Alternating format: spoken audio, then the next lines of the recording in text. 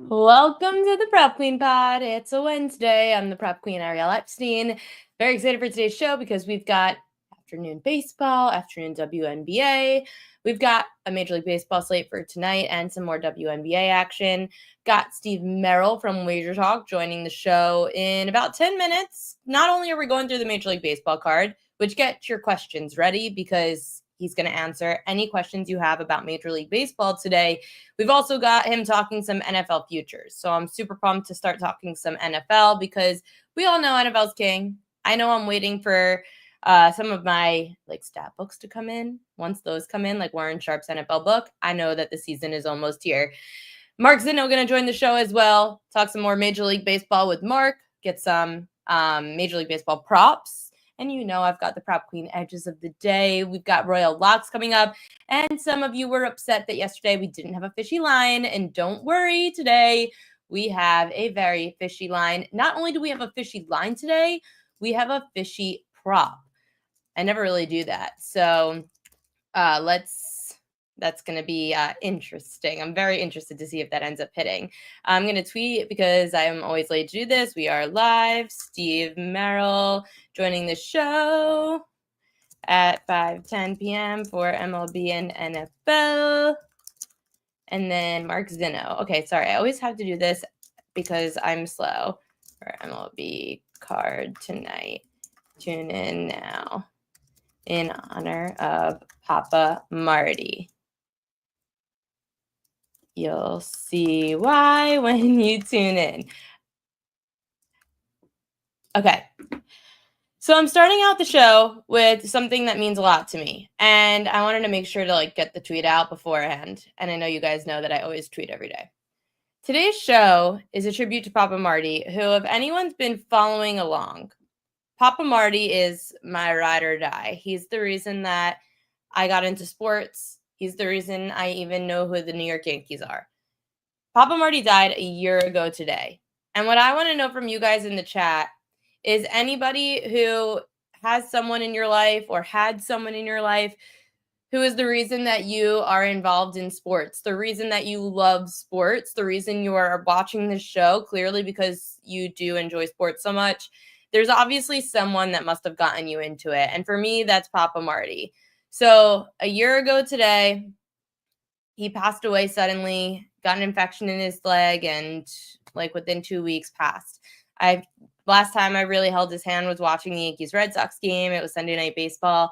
So this show today was kind of hard to get on air, but I wanted you guys to know that we all have people in our life that are the reason that we have the passion for what we do. And death is a weird thing because it's not as final as death is, it doesn't always feel final sometimes. And I feel like I'm very fortunate to be able to do this every day and get to live in his honor because Papa Marty actually, his dream was to be a journalist and he couldn't do it because his father got sick when he was young, or his mother got sick when he was young, excuse me.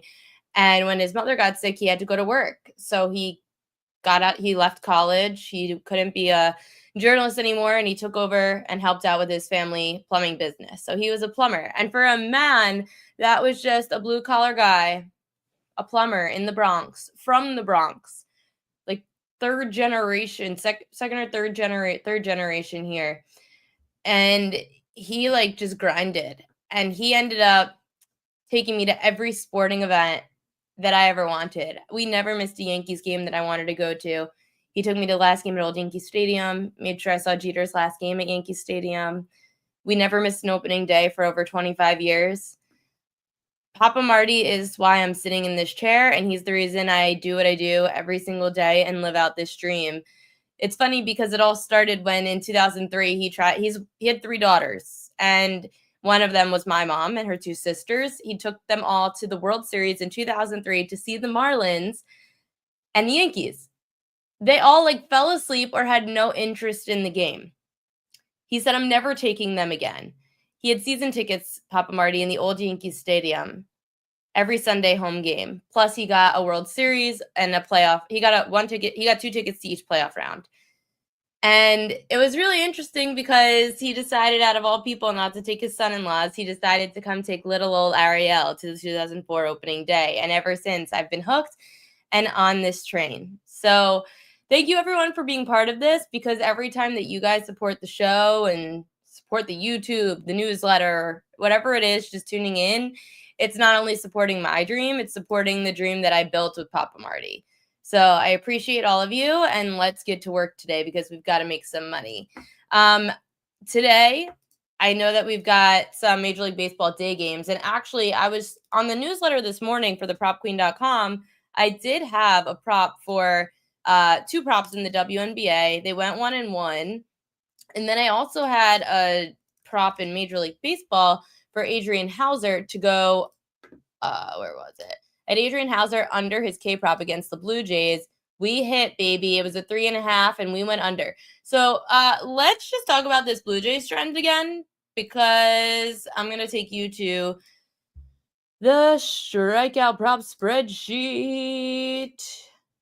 Strikeout prop spreadsheet brought to you by Mid-Major Matt and Ariel Epstein. This is now for the Toronto Blue Jays, because this is about to be an under. I'll update that. Let's zoom in here. It's not letting me zoom. Okay.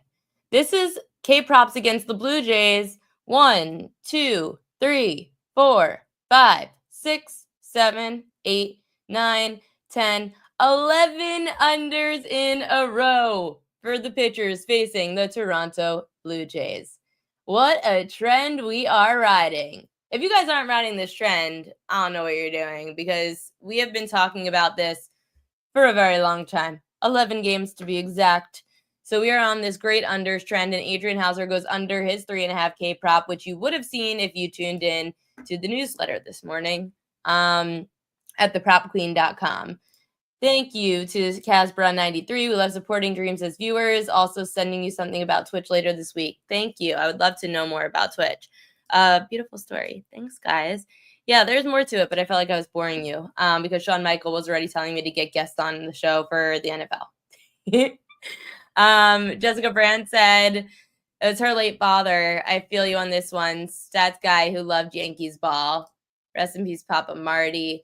And for you, it was K325, his old baseball coach, Joe. So you love to hear that. You love to hear that. You love to hear coaches who also have such an impact, the same way as teachers.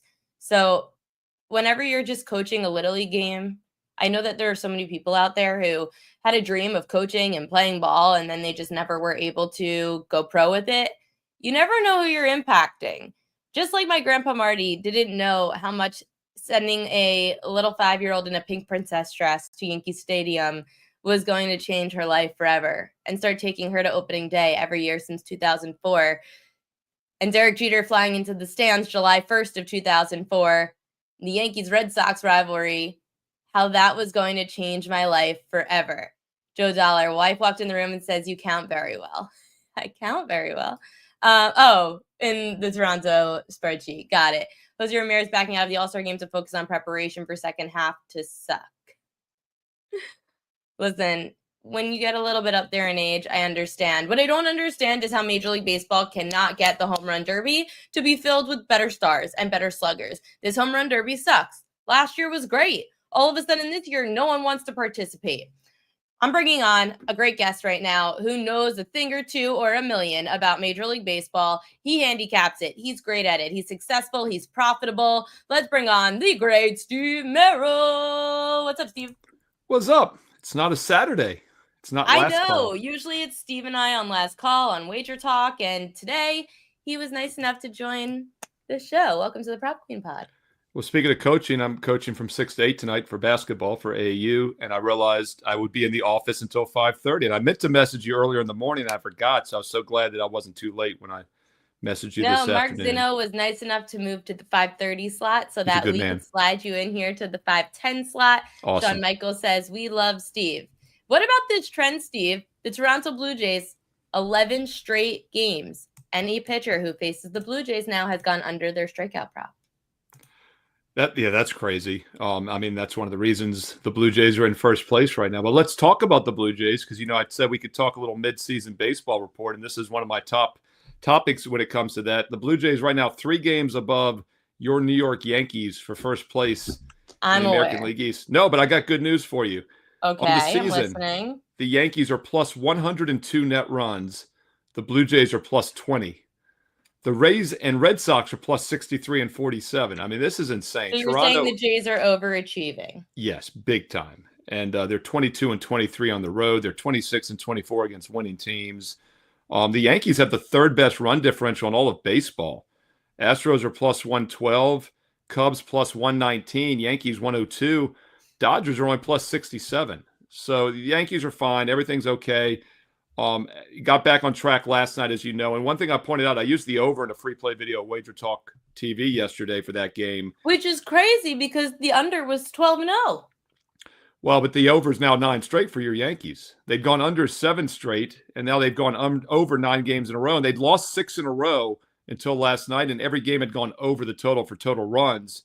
So what that tells you is there's nothing wrong with the offense, right? And it's just the pitching had been struggling. And look, the pitching situation is not great. Last night, Warren's had a poor season. They got it done. They've got a rookie making his first start ever.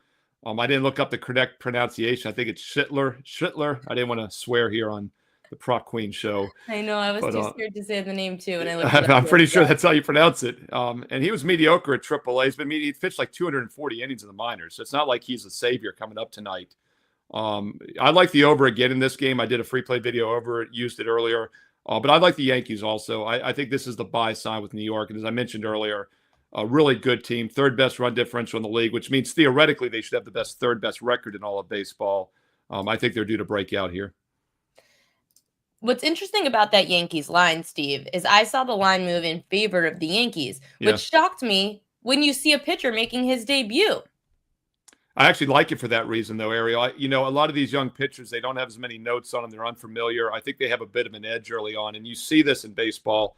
Several guys that pitched well this year as rookies, like in April and May, have started to regress a little bit in June and July. So I think that's another reason that the betting markets like the Yankees tonight. And long-term maiden starters, like it's a horse race, maiden starter who's never won before, do have nice edges, and they do perform pretty well. So I think that's another reason we've seen some money coming on the Yankees. You also are looking at the Rays Tigers, which is just starting right now. So maybe people could jump in live. I should have gotten to that first. But you're looking at the under in that game, even though that game is in Detroit and Reese Olson is on the mound today. That line was kind of fishy to me, Steve, because I saw it move. And I know that Shawn Michaels is going to be mad at me because he's a Tigers fan. But I saw the line move. Detroit minus 156 to minus 146, despite them being the public side. And Zach was hell on the mound for the Tampa Bay Rays. Why was the line moving against the Tigers? I think the Tigers, also maybe are a team that might regress a little bit. They've had a fantastic season overall. They basically, for all of this year, have had the best record in baseball. They're hitting 63% so far. They're the only team in all of baseball, other than the Dodgers, that have won more than 60% of their games. And their run differential, by the way, is plus 112. That's the team. I said Astros earlier. I meant Tigers. I misspoke when I said Astros. But I do think Detroit probably regresses at some point. Maybe the market's trying to predict that, but they've been a really good team. So instead of looking at the side, I looked at the total. This was actually my free play of the night on my page at WagerTalk.com, and I did use the under 8 here. I think Tampa's a team also, after that great run for May and June, have come back down to earth a bit. And as often the case, when teams come back down to earth, it's with the offense. And you look at Tampa, after winning 2 out of 4, they had double-digit hits in 3 out of 4 games. First 2 games at Detroit, 3 total runs, 5 hits, and 8 hits the last 2 games. So once again, Detroit team total under would make some sense. But the Tigers also, the Rays team total under. So I just went ahead and went under 8. Tigers have had single-digit hits now in 7 straight games. So I don't think either offense has a lot going for them this evening. Then 8:10 p.m. Eastern time, the Guardians are at the Astros. Saw this line move in favor of the Astros. Relatively low total. I saw 7.5, Steve. How are you going to bet this one? Yeah, I like the over in this one. Speaking of those free play videos I do at Wager Talk TV, on Monday, I did the Guardians-Astros game. And about 20-some years ago, when I started handicapping baseball back in the 90s, I developed an underdog system, and it's been very profitable over the years. The Guardians fit that system on Monday, but I didn't use it as a client best bet because I'm not trying to catch falling knives. I learned from my Circus Carney days that that's a dangerous tactic. And when a team's on a 10-game losing streak, I've got all 10 digits, just joking. When a team's on a streak like that, though, I'm not going to back them and try to guess the bottom. That's the whole catch in the falling knife. It's like a stock in the market that's plummeting. But the Guardians were in a good spot, and I thought maybe we saw the buy sign as 2 of their 4 losses had been in extra innings. They played a really tough schedule. Didn't get any easier, obviously, with Houston. But anyway, long story short, they win on Monday. They win as a big dog last night on Tuesday. So now maybe we're getting that buy sign with Cleveland. I think one of the reasons this line's going to higher, though, Ariel, of course, is everyone's playing that anti-sweep angle with one of the best teams in baseball, right? They can't possibly lose 3 in a row at home. I remember when everyone handicaps that way. Right. Well, I remember you and our Baltimore Orioles, when they were the worst team in the league a few years ago, went into Houston about 3-4 years ago in the middle of the season and won 3 straight as a dog. If you'd parlayed those 3, it paid like 20-something to 1. So it does happen. And the Guardians are a decent team. They just had a bad run. But once again, the offense is turning around. We're seeing some offensive momentum again with Cleveland. So let's not worry about the side. Let's just look at the total. Houston's still hitting the ball pretty good. I agree. I think 7.5, 8 looks like a pretty low total tonight. Mark says he thinks it's Jays Giants World Series. That's interesting. Oh, yeah, you get a nice payoff on that. I definitely would say. Yeah, well, who's your team then in the American League? Well, I said earlier, I don't think Toronto's for real. In fact, they're 4th in the division in run differential. I don't believe in the Yankees. I don't know. The Yankees, I still think they have so much firepower. They're going to get there. I do agree with you when it comes to the postseason that you need one of those lockdown starters. Fried obviously could be the guy. Not having Garrett Cole this year was a blow.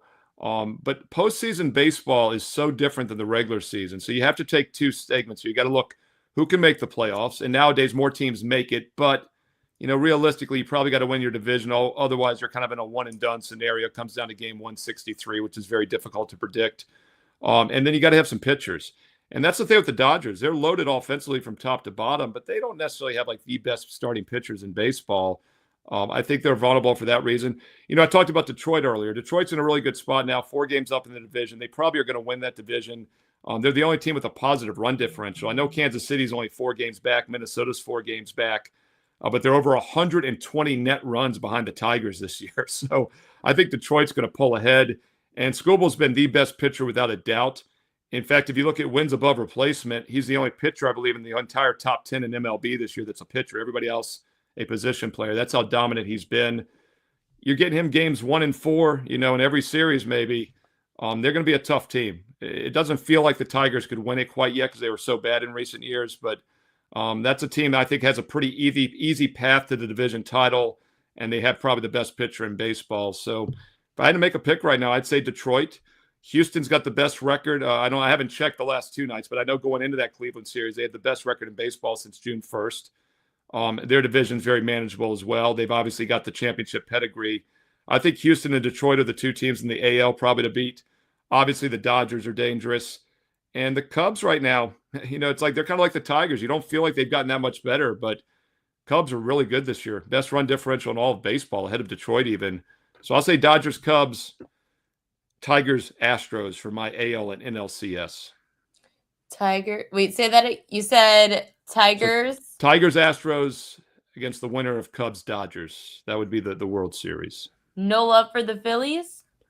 I think the Phillies, the Mets, they all could be dangerous, but you don't Not even the know Mets. Get out of here with that nonsense. But you don't even know who could win that division's the problem, right? So there At least again. the Phillies have pitching. Yeah, I agree. And I saw the Mets last night. That was their biggest comeback in 3 years. They overcame that 4-run deficit against the Orioles. Speaking of which, well, I kind of gave it away by saying Mets, but I was running some metrics because I was reading some books. A friend of mine gave me like the 100 greatest players in baseball and others the greatest 50 moments. And I started thinking about, wins above replacement WAR is, I think, a really good metric to rank guys in different generations. But the problem with it, Ariel, is that the more seasons you play, the more games you play, you're going to have more wins above replacement. So using ChatGPT the other night, I itemized it to like per game or per 162 games, which is kind of cool, right? That's like per season. And I ranked home runs based on at-bat per games played. Pete Alonso, I forget which one it was, but in one of those categories, Pete Alonso is like the 4th greatest power hitter of all time. And then last night, boom, right as he's up to bat late in the game, he hits a home run. 2 home run derbies. You were talking about that earlier. He announced he's not going to do it this season. Very underrated slugger. Stanton was one of the top 5. I have to check. I'll send you. I'll run the numbers. The hell out of the ball.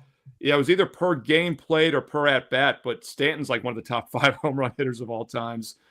Per at bat, it was McGuire. 1 out of every 10 at bats, Mark McGuire hit a home run, which is insane. That makes sense. And then there again, he did it when he was juiced With more or than not. without being juiced, it's fine. Right. But the one guy that was historically in all these lists, no matter how you cut it, games played, seasons played per at bat, Babe Ruth. He was like second on every one of them still, which shows how dominant he was and why, once again, I've always said he's the greatest baseball player ever. You got to compare guys during their era, is how I look at it. Hit more home runs in one season than some teams hit combined. That's insane. I mean, it was a man among boys back then. So Wow. pretty interesting, though, when you break it down like that. That's how good Alonso is. I just say that because I feel like he still doesn't quite get all the accolades. Back-to-back home run derbies, and people still didn't really know he was, just a few years ago. Listen, we love the All-Star game for that reason, and the home run derby makes people shine like that. But this year, we'll see if a star comes through, because I'm not too hyped about the lineup in the home run derby. I agree. In the NFL, by the way, I know that at WagerTalk, you are going to be talking some NFL. I don't know if you've given out anything yet, but has there any early win totals that have stood out to you on the board? Unlike Teddy Covers, I'd like to get outdoors during the summer and see the sun occasionally. So I haven't dug into the NFL quite as much as some of my other colleagues. But it's interesting because Teddy was on right before me on Saturday on WagerTalk last call. And the one season win total I did already kind of like, with very little handicapping, just being from my area, not my Washington Commanders. And I saw Teddy talk about it with you. And I was happy to see Teddy like the under as well, because I respect his opinion. He does a great job, as you know, with the season win research. He's done a lot more than I've done so far. But it makes so much sense. And I was talking to some, local Redskin fans the last couple of weeks. And yes, they will be the Redskins once again. The worst thing that could have happened was them beating the Eagles in the NFC Championship, because then it never would have changed. But they didn't make the Super Bowl. They're definitely not making the Super Bowl this year. The logo's been approved once again by the NFL because, surprisingly, it was a historical fact. He was an actual historical figure, and the Warriors liked the term Redskin. So we're back on board with it. And I do think the Commanders are going to have a subpar season for several reasons. First of all, they were fortunate to get as far as they did. Probably the best NFL play I saw all last year was a strong best bet on the Eagles in the championship game. Washington pulled that upset of Detroit in the round before. So many close wins. But then it also comes down to Jaden Daniels. Sophomore slump. He looks like a high schooler out there. He weighs like $160. I just don't see how he continues to stay healthy. Unfortunately, we saw this with RG3 about a decade ago. He had the sophomore slump. He got injured. Never was the same. I hope Daniel stays healthy. I like him as a person and as a player. But once again, you and I talked about this Saturday. When you're playing season wins and futures, you always want to defer to the under, because everything's kind of priced to how it should play out. And if a key player gets injured, it really helps the under. You can't predict it. It's just more intrinsic value to your underplay. I also look at those kinds of teams as a hype team that everyone gets high on. Look at the Kansas City Royals this year, a really young team that I don't want to say overachieved last year, because their lineup is good. I would say their pitching definitely overachieved. Same thing for Washington. Now they have a lot of talent. It just, how much are we going to overreact to one great season? Well, that's the thing. They almost quadrupled their win total, like 3 times more wins. They played one of the easiest schedules in football. Now their schedule will be much tougher. And they also had some fortunate wins. I mean, a win on a Hail Mary. They had a lot of one-possession wins down the stretch. They could have gone one way or the other, and they got most of those. So they were really priced to perfection with 12 wins last year.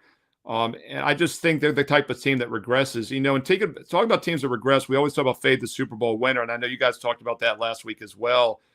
And something I forgot to mention when you and I talked afterwards is that, yes, it doesn't always work. And you reference like the Patriots. But I'll tell you when it normally seems to work is when the team gets blown out in the Super Bowl.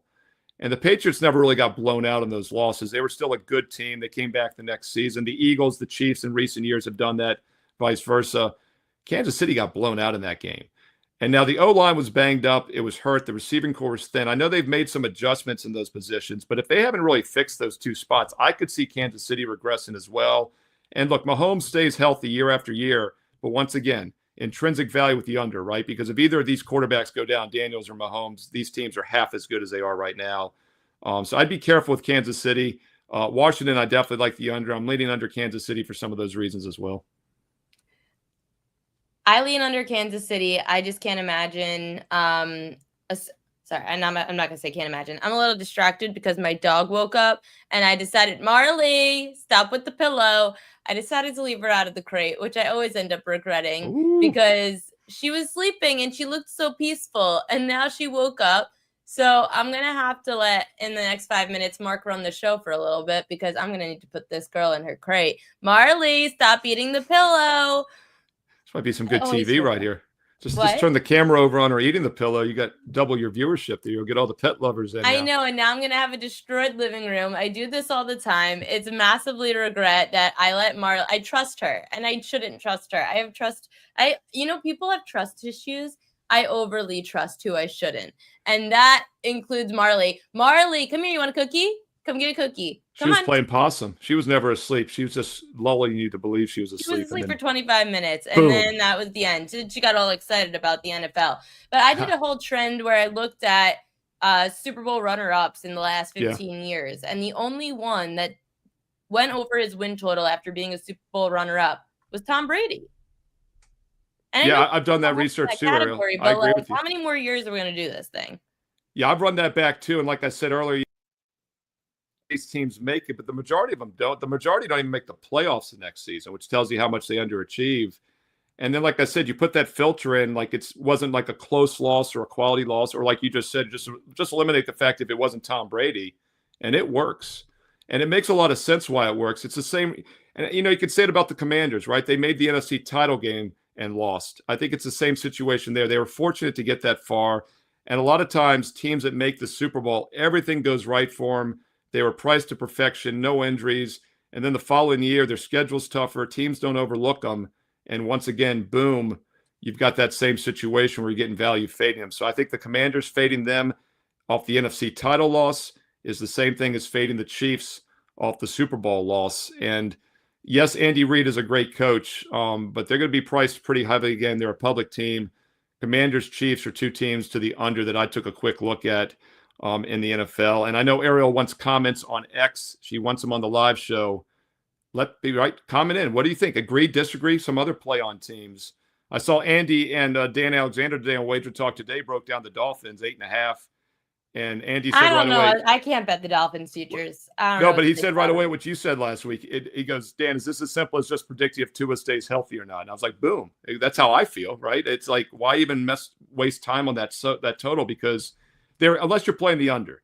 If you think like with Tua all season, they're going to win 8 or 9 games, then you like the under, right? Because if he gets injured, which he probably does at some point, boom, 2 games of intrinsic value to the under. But yeah, it's tricky. Injuries play such a part in the NFL, especially quarterback. I really recommend people try to focus teams they like to the under for that reason. How about Houston? Houston, another team the last couple of years that's made a giant turnaround, right? And I thought last year would be their regression. They kind of did what the Commanders did the year before, a little bit of a weaker division. And that's something else I'll point out about Washington. Eagles, as good as anybody in the NFL, defending Super Bowl champs. I think Cowboys are still going to be dangerous. And, the Giants also probably should start getting a little bit better. They've been so bad.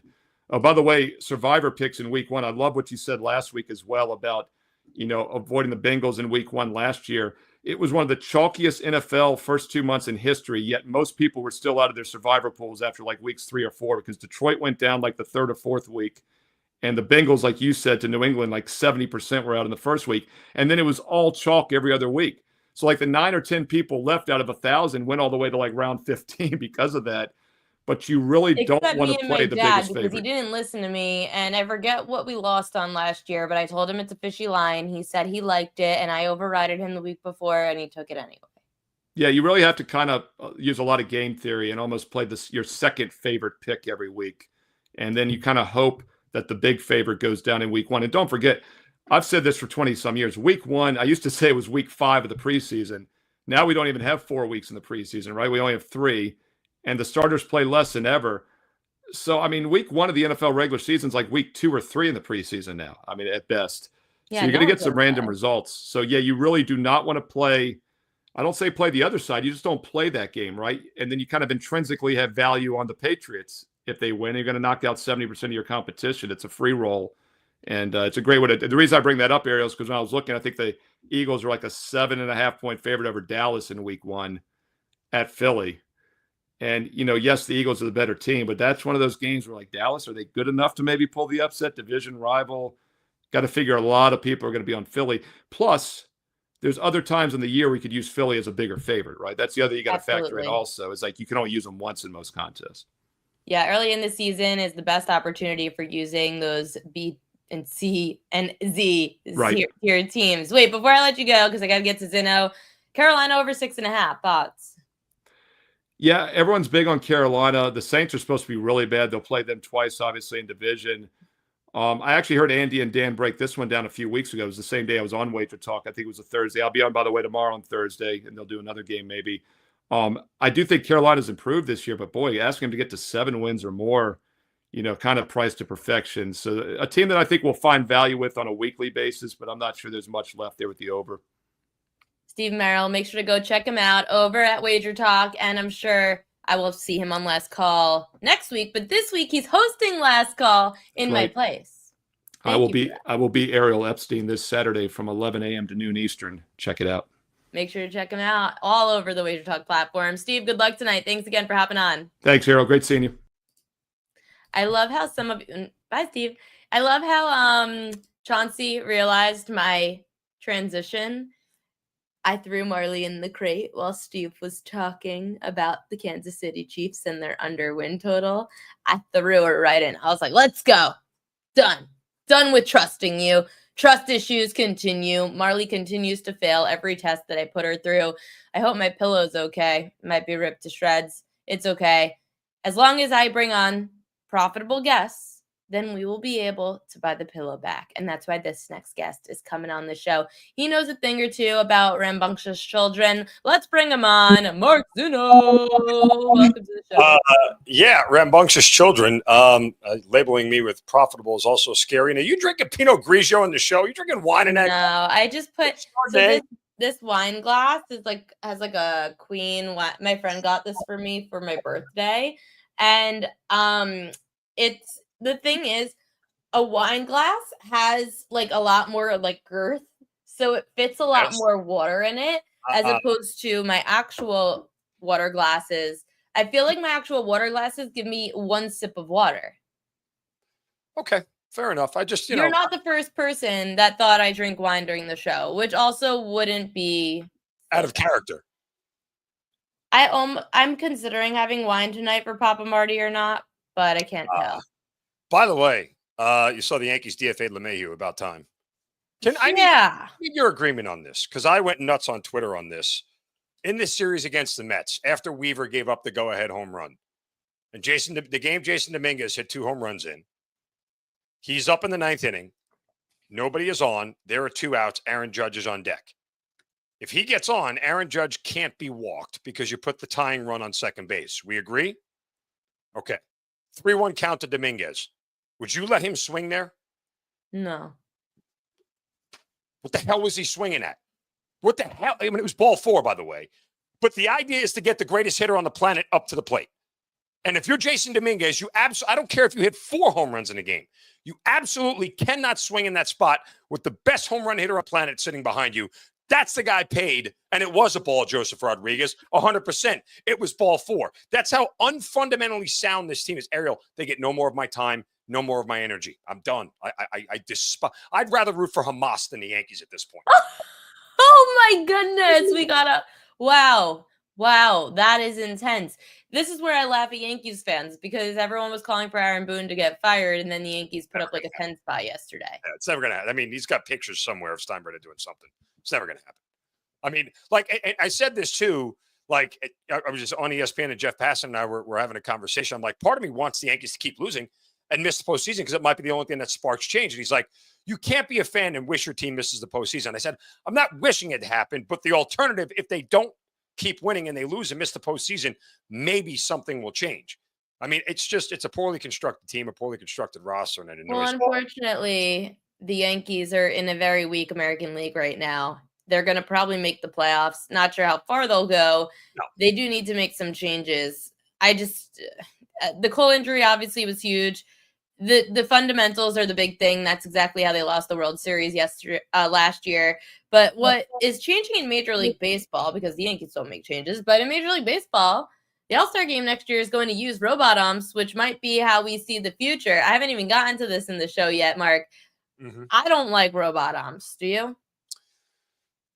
I don't like robot umps. And they're doing it during the All-Star game here in Atlanta. They're using the challenge system. Oh, it's this year they're using it. I'm but okay. Are there going to still be umpires? I didn't have a chance to read through it. There's still going to be umpires, but there's now a challenge system. So they'll have that K zone that we all see on the TV, and if it shows you where the ball is, whether it's in the box or not. Players will have it. They'll have a 2 challenge system for the entire game. If they get them right, they get to keep them. If they lose it, they don't. And they have to do it immediately, like tap the helmet or whatever, and they get a challenge. I'm okay with the challenge system. I don't necessarily like the one that Major League Baseball is using. My vote for the challenge system is the original starting 9 can challenge 1 strike the entire game, one umpire call the entire game. Once you use it, you're done for that game. If you'd like to use it in the first inning, fine. Guy pinch hits, he doesn't get the challenge, right? For the original starting 9, they get 1 challenge the entire. And the starting pitcher. And the starting pitcher will get, I think depending on how, I don't know what the number would be, but regardless, 1 challenge per game, you use it when you want. And that would be enough. You don't get to keep it if you get it right. I don't mind a starting pitcher getting 2 different chances to challenge, especially if there's a potential strike 3 call that could end an inning, get you out of a jam, that kind of stuff. I don't want to fully replace umpires. I like how tennis is, where tennis gives you a certain number of challenge. We still have an umpire. If you lose umpires and we just rely on robots, it just takes away so much of the game. Well, tennis is more objective because the line is the line. Like a guy who's 6'1" and a guy who's 5'9" have different strike zones, right? It moves, and it's a different vantage point for the umpire. So it's not the exact same thing. I agree with you. I don't think we should get rid of umpires, but we should have a challenge system in place. But we can get rid of NFL refs. Screw them. Yeah, well, they suck. Listen, I am an ageist if there ever was one when it comes to NFL referees. They're too old. They're too slow. You got the average age of an NFL official that's over 52 years old trying to keep up with 25-year-olds who run a 4.40. They're too slow and too out of shape and not quick enough to be able to keep up with the speed of the game. Okay, so we're pro MLB umps, anti NFL refs. Great. I'm all for it. Okay, Zinno, let's get to some gambling action.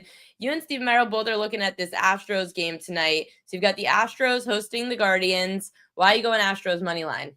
Look, I'm willing to pay the juice here that the Astros don't get swept, right? That's number 1 because Cleveland's won the first 2. Number 2, you have Slade Ciccone on the mound for Cleveland. Ariel, his expected ERA is 5.21. In case you didn't get a look at his regular ERA, it's 3.56. So you're talking about nearly 2 runs higher of an expected ERA.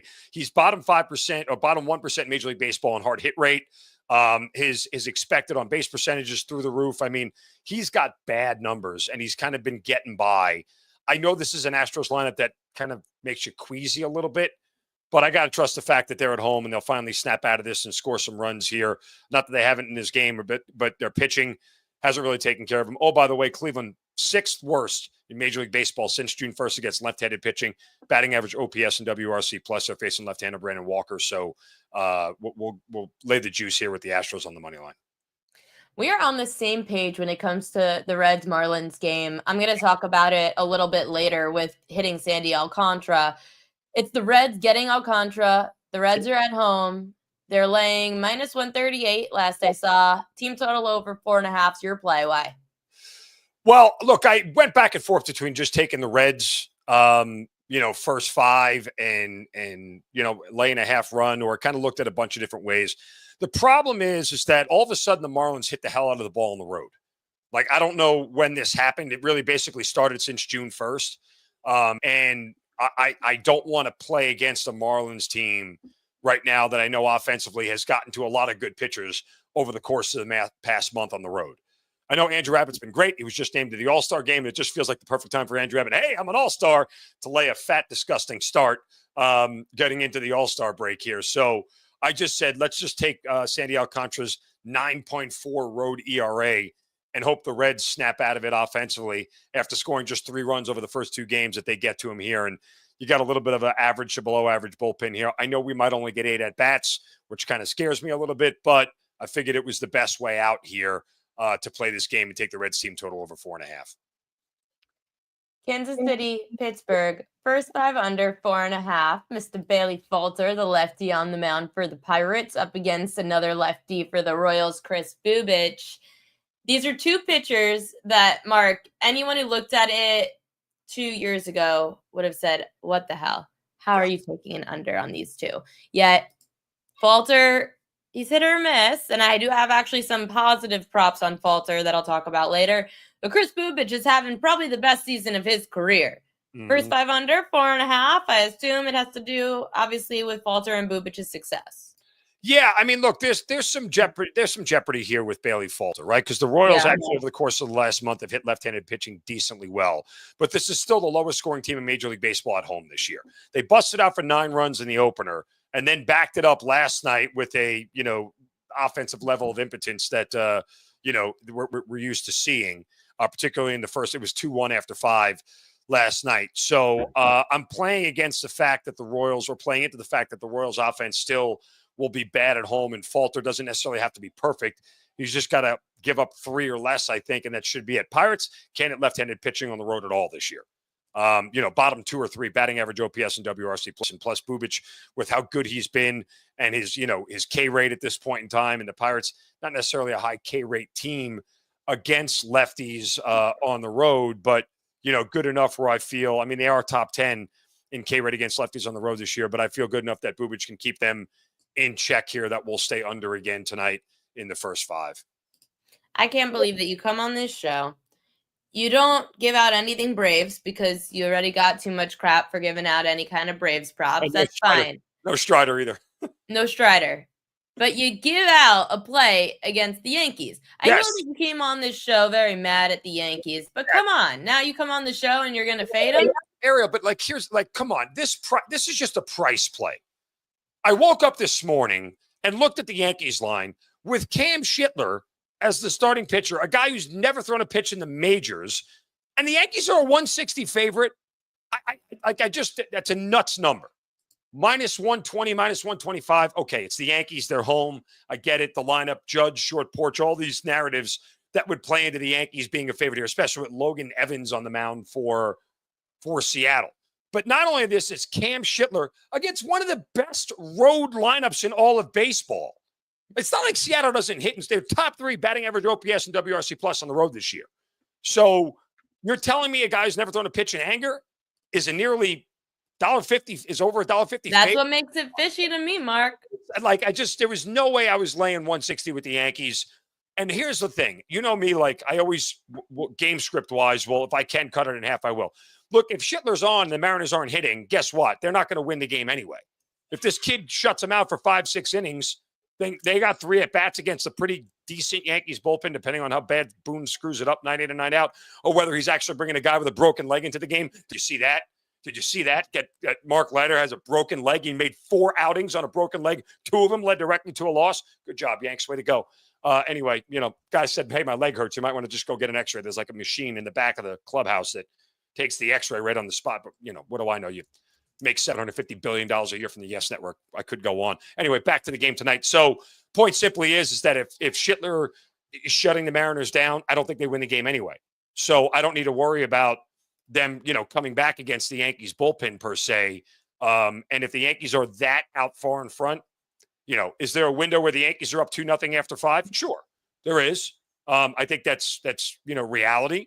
But in the same respect, that's a tight window for the Yankees to fit in. And, for a guy that they've never seen before, does the edge go to the pitcher? Sure. But you're talking about a really professional lineup here in Seattle, and one that I think can get to Cam, and he'll be up Schitt's Creek without a paddle. You see what I did there? I see what you did there. This number just smells like hell. To watch it move from minus 144 to minus 156, despite Schittler being the starter. Well, how? What? Why? Fishy. They know something. Sometimes they just know something. I'm going to see what MLB Baseball. I'm going to see what MLB Network said about this game, because obviously they have some kind of scouting report on it. Oh yeah, I forgot we had a lot of day baseball. Okay, so Schittler. He is the Yankees' number 2 prospect, 88 overall. He has a 2.82 ERA, 11.6 K per nine, and 76 and 2/3 innings this season between Double and Triple A. His velo's up 2 to 3 miles an hour from last season. That's what they did. Both starters in this game are examples of good scouting, drafting, and developing. I don't know. The only thing I could think of is that advantage goes to the pitcher when someone hasn't seen you. But that only happens through usually the first time in the order. Then you get hit the second or third time around. Well, and I'll tell you this much again. I mean, the number one mistake that young guys make is they just leave the ball too much at the plate, right? They don't spot as well, and it gets a team that can hit the ball the way the Mariners can on the road, particularly out of the ballpark. There may be a mistake or two waiting to happen for Cam here in this spot. Not that they're wishing the kid has a bad start, but it was more of a price. You're a realist. It was more of a price motivated play than anything else. Like I disagreed with the number across the board here, and I didn't want to take Seattle, full game here. In case you get some level of a pitcher's tool. I mean, look, again, the Yankees busted out for 10 runs last night. Did they do it back to back? Their offense has been feast or famine all year long. They go on these stretches where they score 6-7 runs a game for 5 or 6 games, and then they go on these stretches where they score 2 runs a game for 6 or 7 games. Who knows? This team is the most inconsistent team with a winning record in all of baseball. Mark Zinno, you are not inconsistent. You always come here on the show, and I need you, and I appreciate you. Thank you for hopping on. Good luck with those bets tonight. We will speak to you again soon. And stay happy, not angry. I am happy. Every time I come here, I'm happy. We love pissing you off. I Mark Zinno, thanks again, and good luck tonight. My turn. Okay, we've got Prop Queen Edges, sponsored and powered by Props.Cash. And this show, again, is sponsored by Pikkit Sports. So for anyone who wants to use some kind of bet tracking app, definitely go to Pikkit Sports. It's awesome. And you can follow me at Ariel Epstein. Use promo code PropQueen. Download it for free. Props.Cash. It still applies if you want any kind of promo. Go to Props.Cash, and you're able to sign up with the Prop Queen promo, and you could get $10 off your first month, and I'll give you a free premium subscription for the first month of the Prop Queen newsletter. Or if you already subscribe to the newsletter, I will give you 1 month free of the newsletter. So if you would like to use Props.Cash, just like I do, and I will show it again in case anyone missed it yesterday, it is an awesome, awesome app to use so that you could take advantage of the props market. Before we get to Props.Cash, I do have some propaganda.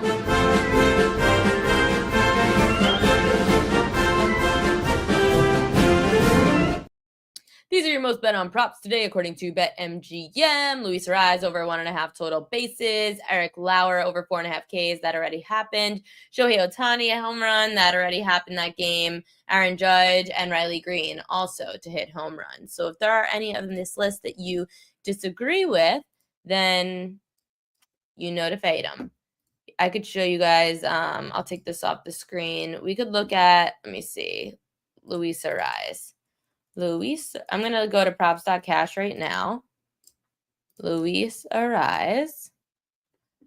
So this is the San Diego Padres game going up against the Arizona Diamondbacks. This game is in San Diego. Let me share this to the screen. Okay, so the most bet on prop was over 1.5 total bases. So we could look here on Luis Arraez, 1.5 total bases. You will see that in 2025, he's gone over this number in just 42% of games. So majority rules. The head-to-head says that he goes over 10 of 16 against Arizona. At home, just 56. So that number drops, but still above 50%. Above home against Arizona, or above total bases at home against Arizona. This is what Props.Cash has. So he's gone over in 6 of the last 10 and 4 of the last 5 at home. But that goes back to 2024. That's not even 2025.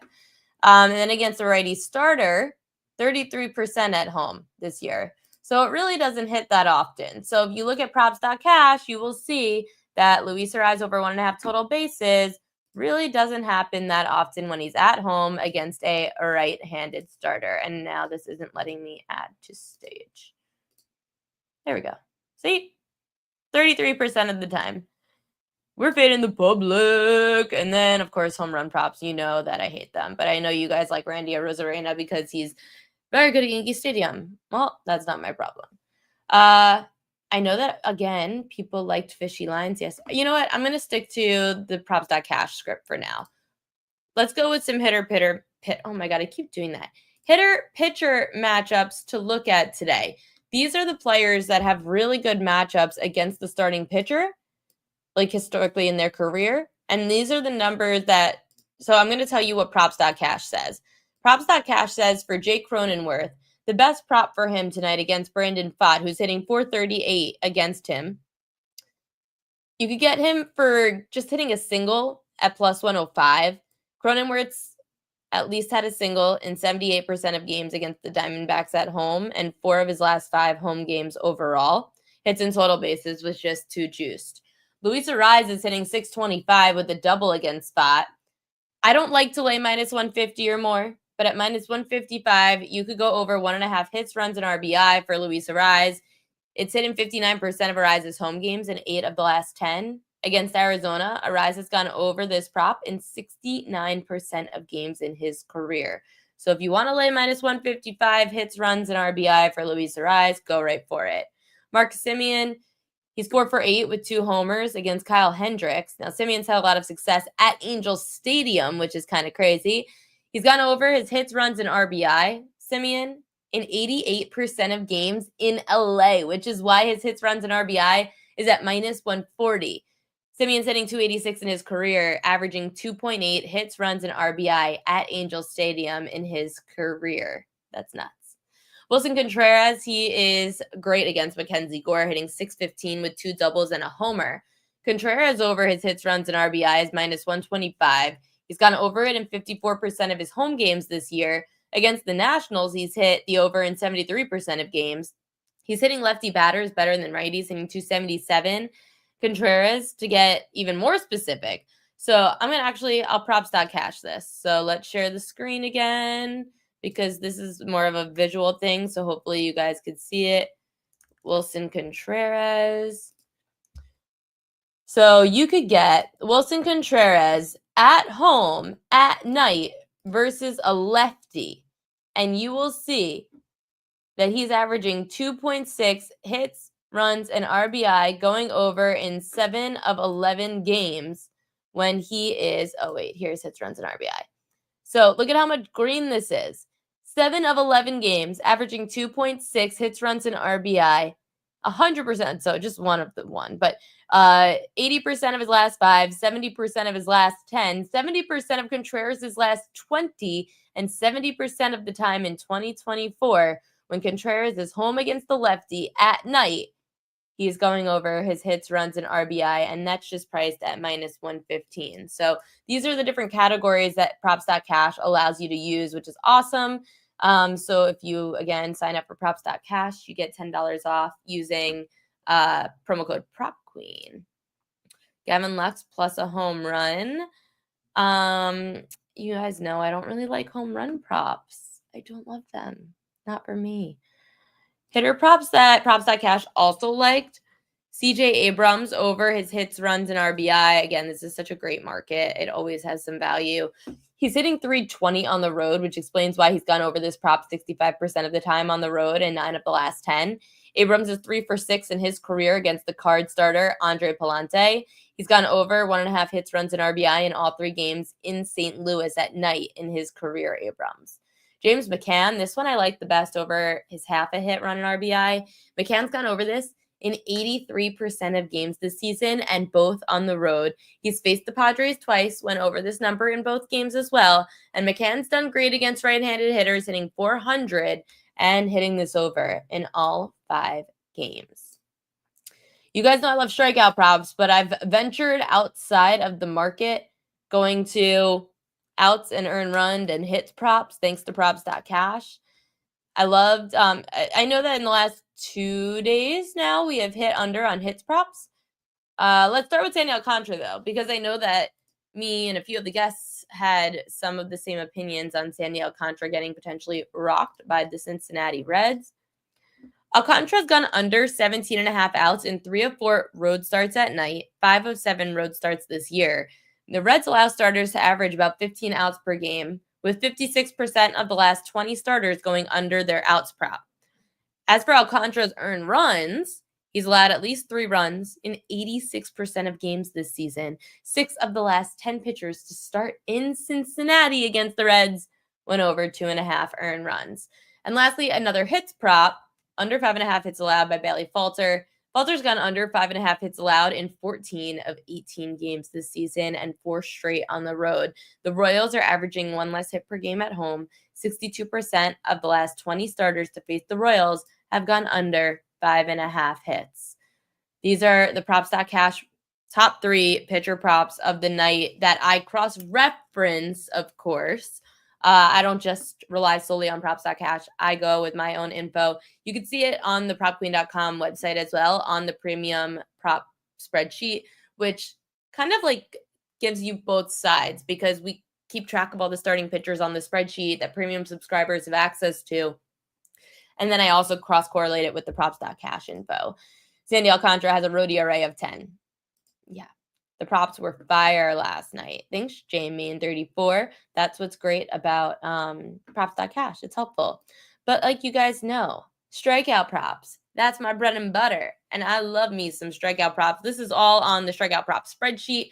I used all of the info on the spreadsheet for these. David Festa under 4.5 Ks is plus 104. Cubs get the Twins tonight. Festa hasn't faced the low K rate team yet, and now he's getting the Cubs, where righties, 38 unders, 28 overs, averaging 4 strikeouts a game. 8 of the last 10 right-handed starters to face Chicago have gone under 4.5 Ks. I have a tickle in my throat. Pittsburgh lefty Bailey Falter over 2.5 Ks. This is pretty juiced, but he's gone over in 5 of 9 starts against high K rate lineups against lefties. All 3 on the road, Falter went over as well. The Royals have drastic lefty-righty splits, averaging 3.9 Ks against righties, but 5.2 against lefties. So that's why you're seeing such a low number, because the book's not accounting for these lefty-righty splits. 7 of the last 10 Southpaws to face the Royals had at least 3 strikeouts. Bailey Falter's number is way too low. The Royals strike out much more against lefties. I don't normally give out fishy lines for a prop. And I do have a fishy line. But I don't normally give out fishy lines for a prop. So let's run the stinger because we do have a prop fishy line. This thing stinks to high hell. Mackenzie Gore's strikeout prop is 5.5. Listen, when you just punch out 7 in your last start against a Cardinals team that's averaging just over 5 strikeouts a game against lefties, 19 overs, 11 unders, Gore's prop, who's a strikeout pitcher having an all-star season, who's just had back-to-back 9 strikeout games, his prop should be at least 6.5 here. And yet it's 5.5. There was a stretch between May 31st and June 26th, which you could see on the strikeout prop spreadsheet on the PropQueen.com. May 31st to June 26th, lefties were not striking out as much against the Cardinals. Gore did have only 3 strikeouts last year in his start against St. Louis. The lines also moved 20 cents against the Nationals today. Fishy. Mackenzie Gore, under 5.5 Ks. Something stinks. Think he's getting rocked. He's had some good outings. It's time for Mackenzie Gore to potentially get rocked. We've got a real fishy line. I know that some of you were complaining yesterday that we didn't have one. So here it is. Fishy line. Fishy line of the day, Atlanta and the Athletics. This game's in Sacramento, and the line has moved significantly against the Braves, despite them getting the public money. Here's what's crazy. I don't understand why people are still freaking relying on the Braves on the road. You know that the Braves are the least profitable road team in baseball? They're 15-29 straight up. You are down just over 23 units if you have bet Atlanta straight up in every road game. They have lost 11 games. Actually, they have lost all 11 games, the Braves, that they have played in the state of California. They've lost 13 in a row in the state, going back to last year's wild card series. And the Braves have lost 10 of 12 overall. They're averaging 2.4 runs a game. They score the 10th least runs per game on the road this year. I don't care if you don't back the Athletics, that's fine. But please, everybody, for the love of God, stop betting on the Braves on the road. Just stop. Enough already. This is your fishy line of the day. If you are still betting the Braves on the road, you're an absolute idiot and you are losing a lot of money. So either stay away from the Braves and stay away from the game, or bet the Athletics if you want a dog tonight. And lastly, we've got some WNBA action for tonight. This is all according to Props.Cash, Props.Cash, and a little bit of collab with Coach James Young, who gave this out yesterday on Paige Becker's over 28.5 points, rebounds, and assists. So the Sky allowed the third most points per game in the WNBA. Point guards are averaging 29 points, rebounds, and assists against the Sky. 60% of guards have hit the over on this prop. And as for Becker, she's gone over in 4 of the last 6. She's heating up, and the Sky sucks. So we're going with the over on her points, rebounds, and assists for a statement game tonight. Chicago Sky's Angel Reese, under 30.5 points and rebounds. I know she's playing much better recently, but she has struggled at home. Reese has gone under 30.5 points and rebounds in 5 of 6 home games, averaging 19.6 points and rebounds. 56% of forwards have gone under this prop against Dallas. So I'm going with the under on Angel Reese, points and rebounds. See, I'm glad to talk you off it. Now, Joseph Rodriguez, if the Braves do win tonight, I apologize, but it's just worth the stay away at this point. We are running over on time, as always, so let's get to the best bets of the day. We are going to the Royal Lock. It's just one Royal Lock. Bailey Falter, over 2.5 Ks. You could get this around -125. If you use FanDuel DraftKings, it's around -145. I like Falter over 2.5 Ks. I said this to you guys. It's the lefty-righty splits for the Royals that makes this number this low. If it was a righty against the Royals, then I would stay away. As a lefty, lefties are averaging almost 2 strikeouts more against the Royals than righties. And Bailey Falter is a lefty. He's gone over this number in, I have the exact percentage, now I'm blanking. He's gone over this number in 5 of 9 starts, Bailey Falter, against high K rate teams against lefties. He's having a decent season. Because of the lefty-righty splits, I'm just telling you, this number feels too low. I'm going with the over 2.5 Ks on Bailey Falter today, facing a Royals team that strikes out much more against lefties than righties. Plus, looking at the strikeout prop spreadsheet, you would see that 7 of the last 10 Southpaws to face the Royals had at least 3 strikeouts. So we going over. Yes. So, okay, funny story. Jessica Brand remembers this. 3 years ago already, right? 2022 was when we did pregame spread on MLB Network, me and Matt Excursion. I walk in, I go, Matty V, Bailey Falter, over strikeouts. He goes, who the hell is Bailey Falter? I said, he's a Phillies pitcher. Who? Bailey Falter? He goes, if you hit this prop, I will never doubt you again. We cashed. And I was never allowed to be doubted by Matt Excursion ever again. Hi, Charlotte. I am good. How are you? Phillies over 8 cash. No thanks to the Giants. You know what else cashed? Hauser under his Ks against the Toronto Blue Jays. That is now 11 straight unders against the Toronto Blue Jays. We are going to keep riding this trend. I want to look at the strikeout prop spreadsheet, though, and make sure I see who's pitching tomorrow. That's also what's cool on the spreadsheet. Mid-Major Matt fills it out for light years ahead so you can see what's going on. So Hauser goes under. Severino, they're on the road at the Athletics tomorrow, on the 11th. So on Friday, Luis Severino on the mound. That's probably going to be another under. Sevy out. Okay, that's it for us here on the Prop Queen Pod. Thank you to everybody for tuning in. Thank you for everyone and distracting me from the 1-year anniversary of Papa Marty passing away. This show is dedicated to him. I hope that we could cash some winners in his honor tonight. If you guys cash winners thanks to the show, please comment on the live stream or on the YouTube. It would be awesome to see where you guys cash. Tweet at me, wherever. It would be awesome to see what you guys decide to tail and what you guys decide to win. Or you could follow me at Pikkit at Ariel Epstein, because that's where we all track our bets anyway, right? You guys should be tracking your bets at Pikkit Sports with me. Use promo code PropQueen. If you don't, it's free. Just download it. Promo code PropQueen. Have a blast on Pikkit. And also Props.Cash. Thank you, as always, for helping us pick some winners. We are 2-0 since partnering with them on best bets between me and the Props.Cash crossover. So Props.Cash, you could still do the whole, I think I had, I threw out. Hold on. Let me see. Props.Cash giveaway. Let me just upload this real quick. So just so that you guys remember what the giveaway was from yesterday, it still applies today.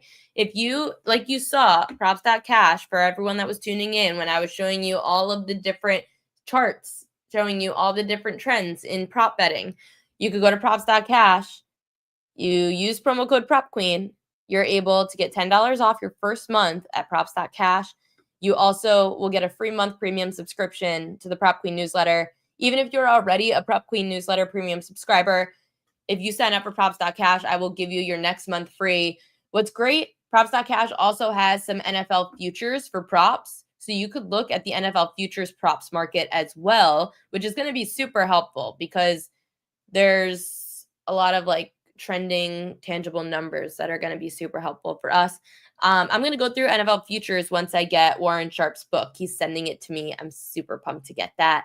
We'll start talking some prop futures as well. You guys can let me know when you want to start talking NFL. I know that we are more like the immediate timing. We'll probably start talking it a little bit during MLB All-Star break. I know NFL future props, you want to get ahead of them so you don't miss good numbers. We're going to probably talk more NFL future props here as opposed to other futures, except the guests will talk futures. I let the guests talk about whatever they want. I will bring to you win totals as we get closer, but I really like to talk some NFL props thanks to Props.Cash. So again, Props.Cash, 10 months off your first month using promo code PropQueen and a free month premium subscription to the Prop Queen newsletter. If you sign up, please go do it. It would be fun. YouTube, like, subscribe, all of the above. We appreciate you. I appreciate all of you. Good luck to your bets tonight. I will be back tomorrow, 5 to 6 p.m. Eastern.